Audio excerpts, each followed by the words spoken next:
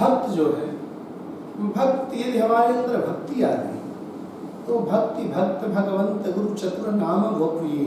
नाम तो चार है लेकिन शरीर एक है, कहने के लिए तो चार है लेकिन शरीर एक है।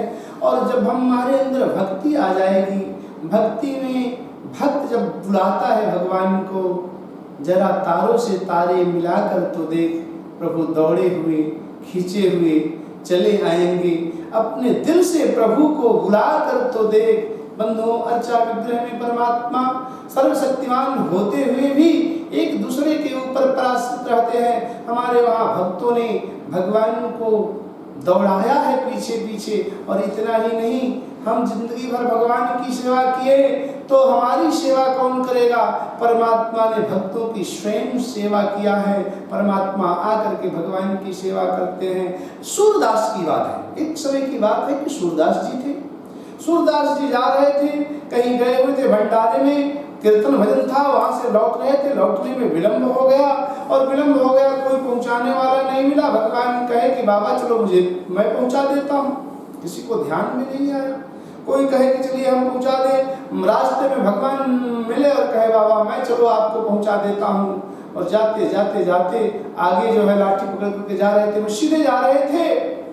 सीधे जा रहे थे तो भगवान ने कहा कि आगे कुआं है। बोले कुआं है? बोले हाँ, इधर आइए, इधर आइए। अब इनके मन में आ गया मेरे कृष्ण कन्हैया के अलावा कोई नहीं हो सकता है। ये कौन हो सकता है? कोई नहीं हो सकता है। धीरे धीरे लाठी को सरकाते हुए पकड़ना प्रारंभ किए। भगवान का हाथ जब पकड़ना प्रारंभ किए तो भगवान ने लाठी से हाथ छुड़ा लिया। और जब छुड़ा लिया तो उन्होंने कहा मोह छोड़ के जात हो निर्बल जान के मोह। आप मुझे छोड़ करके क्यों जा रहे हैं? मुझे निर्बल समझ कर करके। लेकिन हृदय से जो जाओ तुम मर्द जानोगे, तो यदि मेरे हृदय से आप निकल जाइए तब मैं आपको मर्द जानूंगा, मैं आपको बहादुर जानूंगा। हृदय से मेरे हाथ को छुड़ाए करके जा रहे हो, हाथ छुड़ा के जात तो है निर्बल जान के मुंह में। हाथ छुड़ा करके भाग रहे हो और मुझे निर्बल समझ करके जा रहे हो।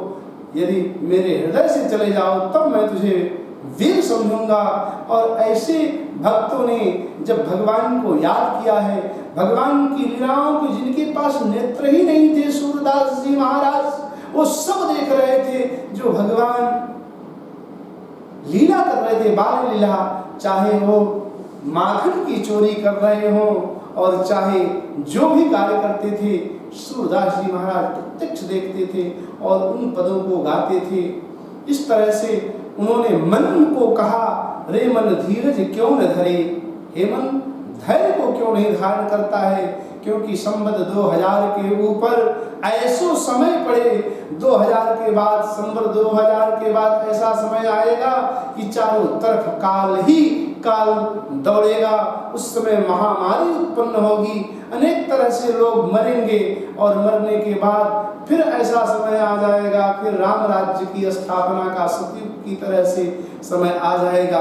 वही समय आज हम लोगों को प्रत्यक्ष दिखाई पड़ता है। भक्तों ने जो कह दिया है वही हमको आज के 5000 वर्ष पहले जो भक्तों ने कह दिया वह भी हमको प्रत्यक्ष दिखाई पड़ता है। जिस चीज को वेद व्यास जी ने कह दिया वह भी हमको प्रत्यक्ष दिखाई पड़ता है। जिस चीज को तुलसीदास जी ने कह दिया वह भी हमको प्रत्यक्ष रूप से दिखाई पड़ता है। कलिनाम धर्म मित्रेण, इस कलिकाल के प्रभाव में भी उसका हमको प्रत्यक्ष सही अनुभव होता है। इस तरह से भगवान की भक्ति ही हमारे जीवन का लक्ष्य है और भगवत प्राप्ति ही हमारे जीवन का परम लक्ष्य है। कि इस जीवन को प्राप्त होने के बाद भगवान की प्राप्ति नहीं हुई तो जीवन लेना, जन्म लेना ही बेकार है।